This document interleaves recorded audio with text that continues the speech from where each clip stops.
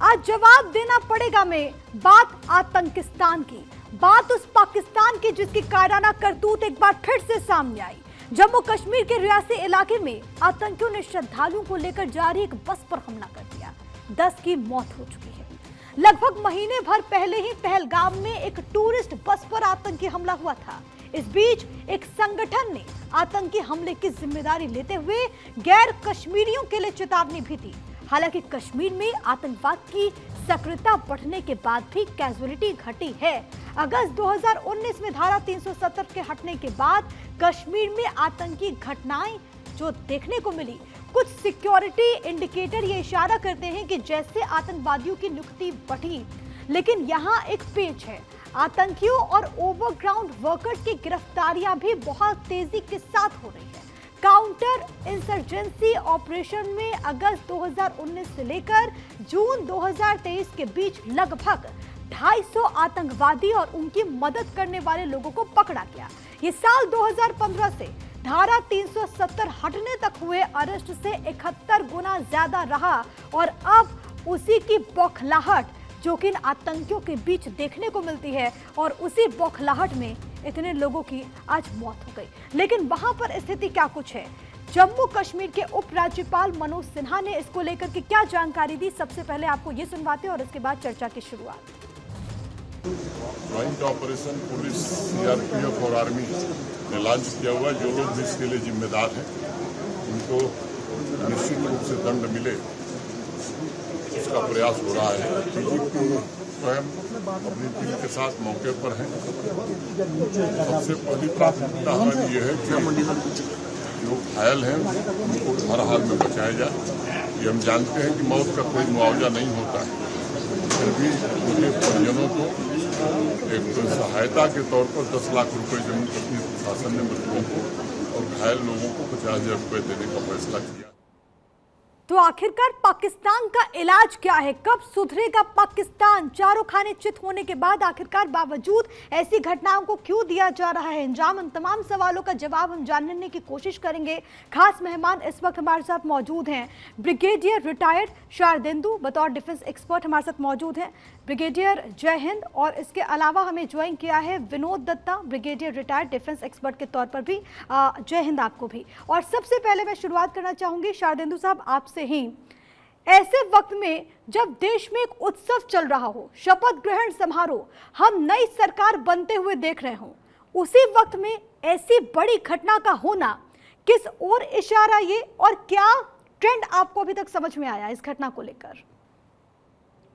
देखिए, एक चीज आपको समझना होगा कि जब भी आतंकी हमला करते हैं वो ऐसा दिन चुनते हैं, ऐसा टाइम चुनते हैं जब आप पूरी तरीके से उस इलाके में अटेंटिव नहीं है। इस समय देखिए vote taking ceremony Rashtrapati Bhavan के प्रांगण में चल रही थी और जब ये अटैक हुआ वो 6:10 शाम को हुआ। सारे लोगों का अटेंशन प्रेसिडेंट भवन पे था और इस आतंकी हमले को अंजाम दिया। और देखिए उनका मोडस ऑपरेंडी देखिए, उन्होंने फायरिंग करके पहले बस के ड्राइवर को इंजर्ड किया जिससे कि बस का कंट्रोल हट गया और वो वहां के बहुत बड़े डीप घाटी में जाके गिर गई और इससे लोगों की मौत हुई और बहुत सारे लोग 33 लोग करीब इंजर्ड हुए। तो मोडस ऑपरेंडी इस बार दूसरा था और इलाका देखिए सिलेक्ट किया। हर बार सिक्योरिटी फोर्सेस को वो चकमा देने में कामयाब हो जाते हैं। रजौरी और पुंछ पे जब लोगों का ध्यान था तो उन्होंने इस घटना को रियासी इलाके में अंजाम दिया। तो ये इनकी टैक्टिक्स होती है, ये बहुत सरप्राइज होने की बात नहीं है। ये पूरा का पूरा इलाका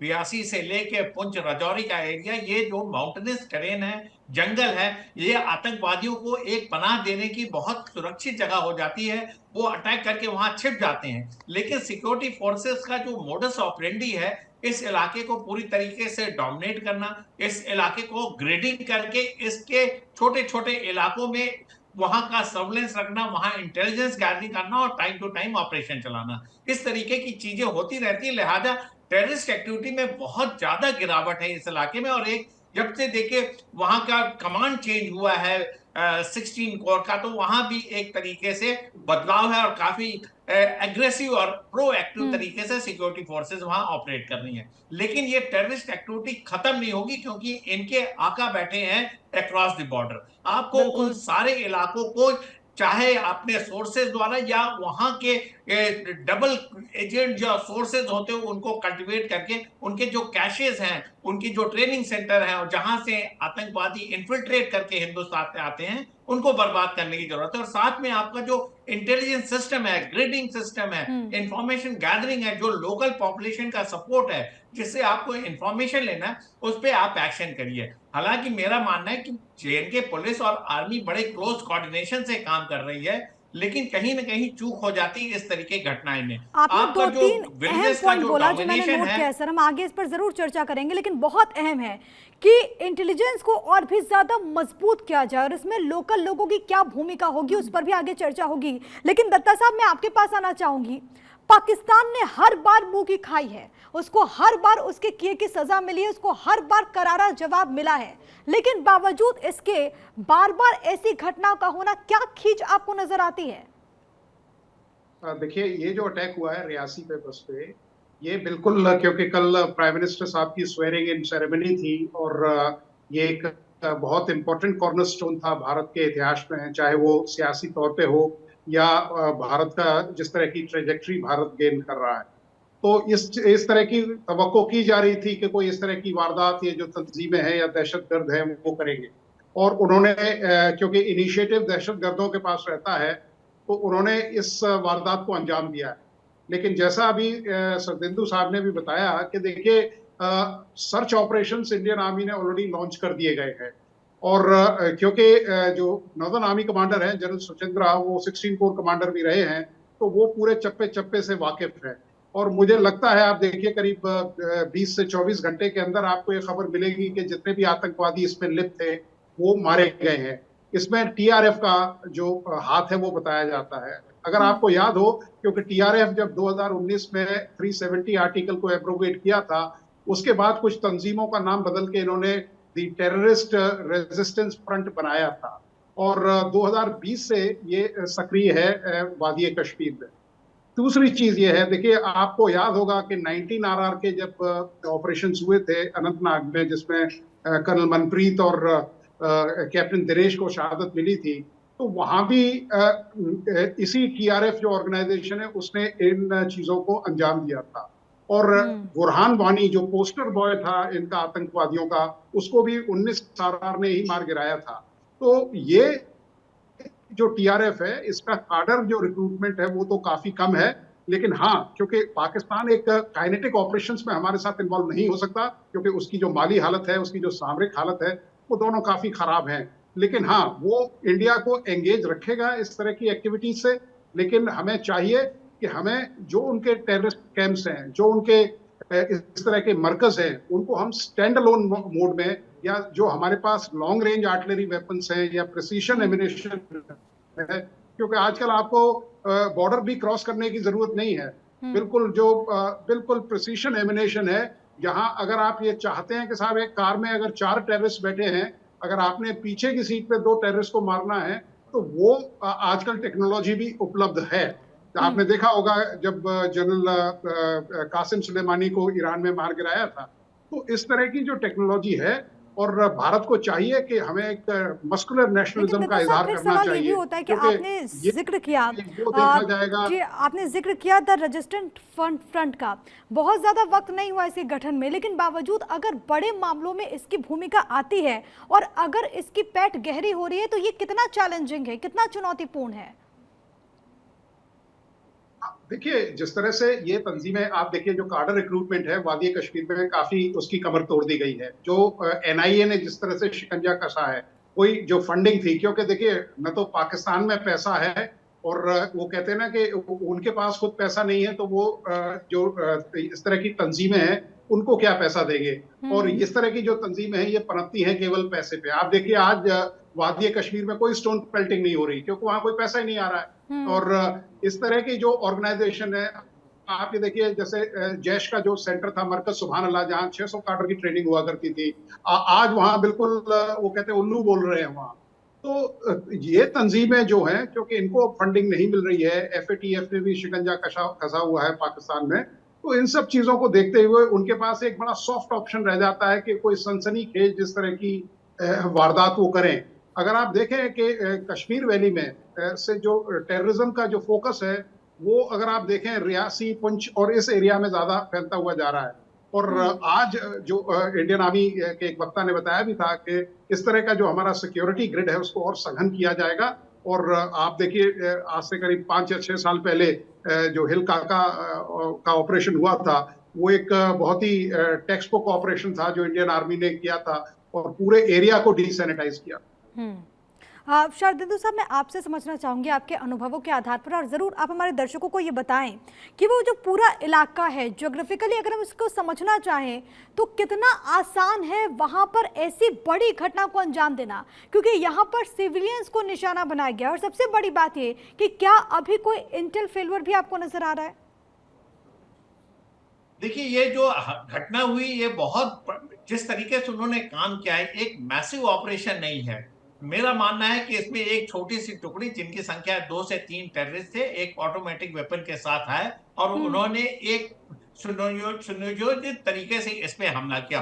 उन्होंने जगह रेकी कर रखी थी, एक पॉइंट बना रखा था कि ऐसे जगह ड्राइवर को मारे जिससे कि ये बस लड़खड़ा के घाटी में गिर जाए। तो इस तरीके से ऑपरेशन क्या है, इसमें लोगों का जो मेरा मानना है कि जो लोकल सपोर्ट है वो आपको पकड़ना पड़ेगा, उसको तोड़ना पड़ेगा। इस तरीके के टेररिस्ट को एलिमिनेट करना आसान है, लेकिन उनका जो बैकअप है, जिस विलेज से उनमें वो ठहरे, जहां से वो ऑपरेट किए, जहां से वो उस साइट पे पहुंचे, ये सारे लिंक को आपको एस्टैब्लिश करना होगा। और इसका सबसे जीता जागता जो आपको लाइव इंफॉर्मेशन देते हैं वहां के गांव के बूढ़े, गांव के जो प्रधान है, गांव के जो लोकल रिसोर्सेज हैं, उनको आपको पूछना पड़ेगा। जेएनके पुलिस इसमें एक अहम मुद्दा निभा सकती है। देखिए, इस तरीके के एरिया को हम आराम से सैनिटाइज कर सकते हैं। आर्मी की प्रोसीजर है, रोड ओपनिंग होता है, कोई भी बस को आप सुरक्षित एक जगह से दूसरी जगह ले जा सकते हैं, लेकिन इससे day to day life affected होती है, फिर वो नॉर्मलसी नहीं रहती। अगर आपको वहां पे आवागमन को स्मूथ करना है और साथ में एक प्रोटेक्शन देना है, तो आपको अपना इंटेलिजेंस नेटवर्क बहुत स्ट्रांग करना होगा और साथ में जो लोकल रिसोर्सेज है जिनसे उनको मदद मिल रही है वो खत्म करना पड़ेगा। देखिए, जहां तक एलओसी का सवाल है, वो 200 किलोमीटर के आसपास इस इलाके से जुड़ती है और जो पीर पंजाल का एरिया है वो जम्मू रीजन को वैली से सेपरेट करता।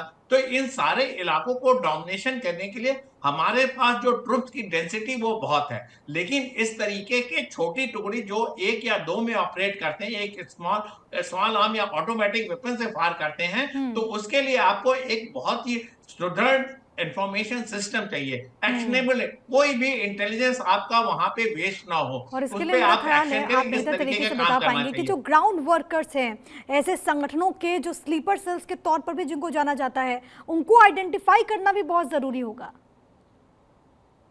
जी हाँ, जैसा आपने बताया कि देखिए, मैं तो बैकबोन तोड़ने में विश्वास रखता हूँ। ये इंसिडेंट हुआ, आप इसको एज ए केस स्टडी देखिए कि कहां से वो आए, किस किस लोगों से कांटेक्ट किया, क्या कम्युनिकेशन था, सिग्नल में क्या तब्दीली आई, गांव वालों का क्या एक्शन था, पुलिस ने क्या आपको इनपुट दिया। अगर इसमें कहीं फेल्योर होता है तो उसको प्लग करने की जरूरत है। और साथ में उन गांवों को डिफेंस फोर्सेस का काम ही यही है, हम 24 घंटे इस काम को करते हैं, विलेज का सर्वेलेंस करते हैं, उसका डेमोग्राफिक पैटर्न रखते हैं, उसमें सस्पेक्ट, स्लीपर सेल और सिंपैथाइजर का हम बांट करके रखते हैं। हमारा मोडस ऑपरेंडी है, लेकिन कहीं ना कहीं इंफॉर्मेशन चूक जाती है। ऐसा तो हो नहीं सकता कि उन्होंने किसी को कांटेक्ट नहीं किया, ऐसा हो नहीं सकता कि वो एक विलेज से निकल के जो ऑपरेशन साइट है वहां आए होंगे। तो इसको तोड़ने की जरूरत है। ये आसान काम है, लेकिन टेररिस्ट के पास सबसे बड़ा एडवांटेज होता है, डेट, टाइम एंड प्लेस वो सेलेक्ट करते हैं, वो आम नागरिक की तरह रहते हैं। इसको हमें ब्रेक करना। और आज की डेट में तमाम तरीके के सर्वेलेंस इक्विपमेंट है, सिग्नल इक्विपमेंट है, हमारा इंटेलिजेंस नेटवर्क है, ह्यूमन इंटेलिजेंस है, इन सबको अगर आप मद्देनजर रखें तो इसको काम किया जा सकता है। और इंडियन आर्मी और विद जेएनके पुलिस इसको अंजाम दे रही है। एक खुली छूट जेएनके में फौज और डिफेंस फोर्सेस को मिली, वो कोई भी ऑपरेशन जो टेररिस्टों को इस एरिया में ऑपरेट ना करने दे, उसके लिए उनको खुली छूट मिलती है। तो चाहे आपको अक्रॉस द बोर्ड जाके आपको कोई टेररिस्ट कैंप को उड़ाना है, इनडायरेक्ट फायर से या डायरेक्ट फायर से, वो आप कर सकते हैं। आपने अगर जो उनके सपोर्टर को आपने सस्पेक्ट लिस्ट में डालना है या अप्रहेंड करना है, वो कर सकते हैं। और मुझे लेकिन लगता है आप शारदेंदु सर, हमेशा वो अपने काम पहले ही इंटेलिजेंस शुरू हो को गया होगा इंटैक्ट रख के और इंडिया जल्द ही को वो डोमिनेट खबर भी करें। आएगी कि हमारी सेना ने बदला ले लिया। मैं अब विनोद दत्ता साहब आपके पास आ रही हूँ, और जो सबसे बड़ी बात है, क्योंकि इस पूरे मामले में अगर हम जिक्र कर रहे हैं कि 2 महीने में चौथी बड़ी वारदात को अंजाम दिया गया, निशाने पर कभी जवान कभी नेता, लेकिन सबसे बड़ी बात है कि एक पैटर्न जो मुझे समझ में आ रहा है वो ये कि कश्मीरी और नॉन कश्मीरी के बीच एक गैप लाने की कोशिश की जा रही है। तभी वो लोग जो कि कश्मीर से ताल्लुक नहीं रखते, जो जम्मू से ताल्लुक नहीं रखते, उनको निशाना बनाया जा रहा है, टारगेट किलिंग हो रही है। और यहां पर भी देखिए ना, अधिकांश लोग ऐसे थे कि जो कि यूपी से ताल्लुक रखते थे।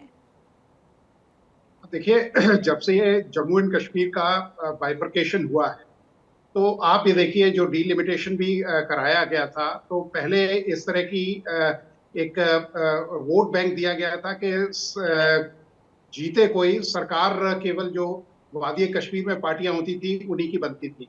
अब इस सरकार ने आते ही जो उसका रिप्रेजेंटेशनल प्रोपोर्शन है उसको राइट साइजिंग की गई है।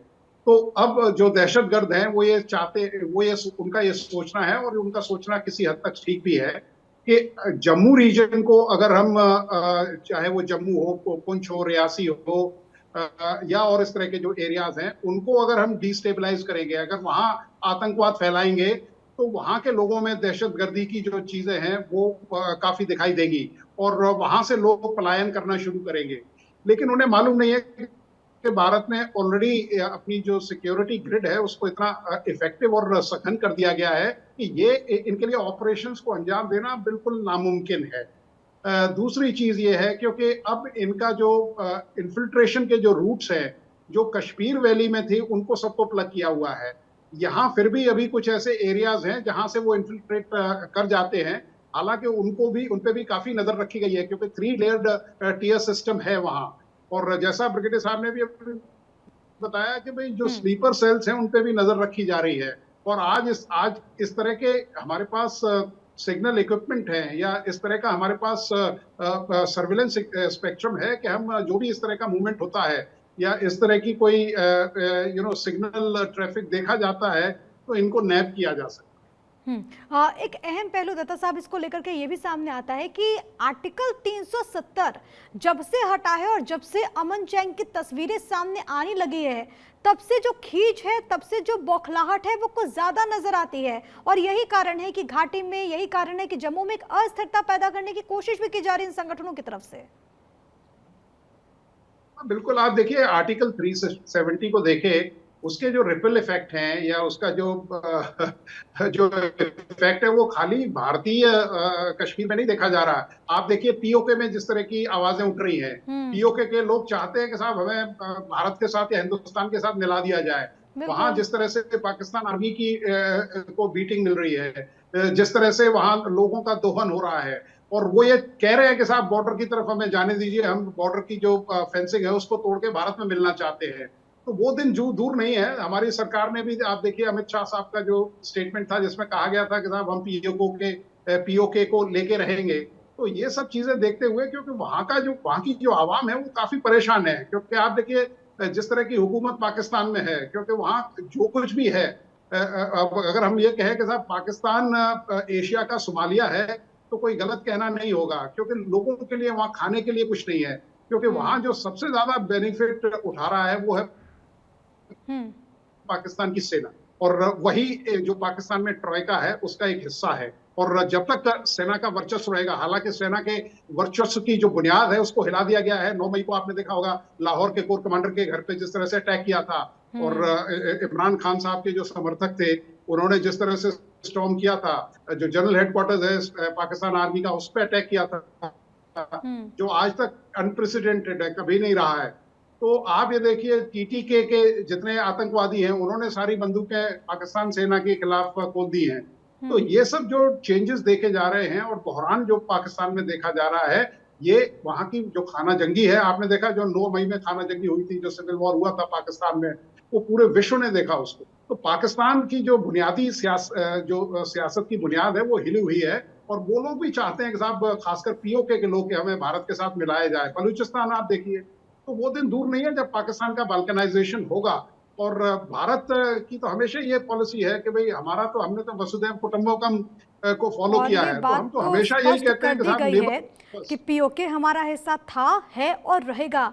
लेकिन शारदेंदु साहब, अभी आपने एक बहुत अहम पॉइंट का जिक्र किया, मुझे लगता है कि उस पर चर्चा करना भी बहुत ज्यादा इंपॉर्टेंट है कि अब सवाल ये उठता है कि आखिरकार ऐसे जो संगठन हैं उनकी फंडिंग कहां से हो रही है, क्योंकि वो पाकिस्तान जो कि कटोरा लेकर के दुनिया के अलग अलग मुल्कों के पास जा चुका है कि हमारे पास पैसे नहीं है, वहां की जो आवाम है वो 2 जून की रोटी के लिए तरस रही है, क्या वो पाकिस्तान इन तमाम संगठनों को बैक कर रहा है, या फिर हम ये समझे कि पाकिस्तान के 2 चेहरे दिखाने के लिए अलग और करने के लिए अलग?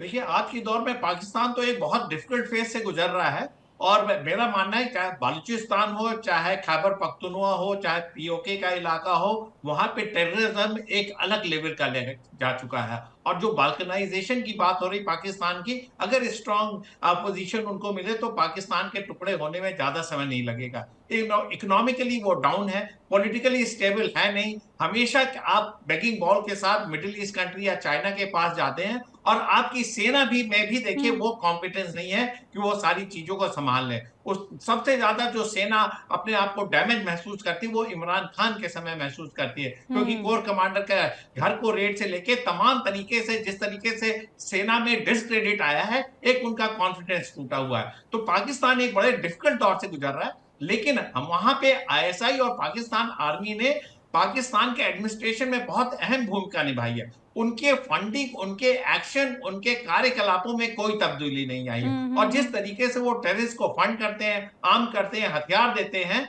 वो जग जाहिर है। और हिंदुस्तान के खिलाफ तो उनका इन्वॉल्वमेंट 100% है। आज की डेट में टीटीपी भले ही पाकिस्तान आर्मी को टारगेट कर रही है, उन्हीं का क्रिएशन है, जिसका पेमेंट वो आज की डेट में कर रहे हैं, उनको वो भुक्तभोगी हो रखे एक हैं। आखिरी लेकिन रिएक्शन दत्ता हिंदुस्तान के साहब आपसे, खिलाफ क्योंकि वक्त की उनका थोड़ी एक कमी जज्बा है, है जिसके तहत वो काम बहुत करते हैं। माफी के साथ शारदेंदु साहब आपको यहाँ पर रोक रही हूँ, लेकिन आखिरी रिएक्शन दत्ता साहब आपका, क्योंकि अब तो नई सरकार मोदी 3.0 आ चुकी है, आप क्या उम्मीद कर रहे हैं इस नई सरकार से कि पाकिस्तान को लेकर के और आतंकवाद पर अब क्या जवाब, क्या प्रहार होना चाहिए इस पूरे कार्यकाल में? आतंकवाद के ऊपर भारतीय जो सरकार है उसका यही रवैया था कि न हमने कभी प्रायोजित तरीके की जो भी टेररिज्म रही है उसकी हमने मजम्मत की है, और आज भी सरकार की तरफ से ये वक्तव्य आया है कि इस जो वारदात का है इसका बदला लिया जाएगा। और मुझे लगता है कि जैसे ही ये सरकार सेटल हो जाती है चंद एक दिनों में, मुझे एक किसी ऑपरेशन की बिल्कुल उम्मीद है, और हमें ठीक है, यानी कि पाकिस्तान किसी मुगालते में ना रहे, जवाब दिया जाएगा और कड़ा प्रहार होगा। आप दोनों का बहुत धन्यवाद हमारे साथ जुड़ने के लिए और जानकारी साझा करने के लिए। तो आसमान से जमीन तक सेना का ये बड़ा ऑपरेशन जो कि लगातार जारी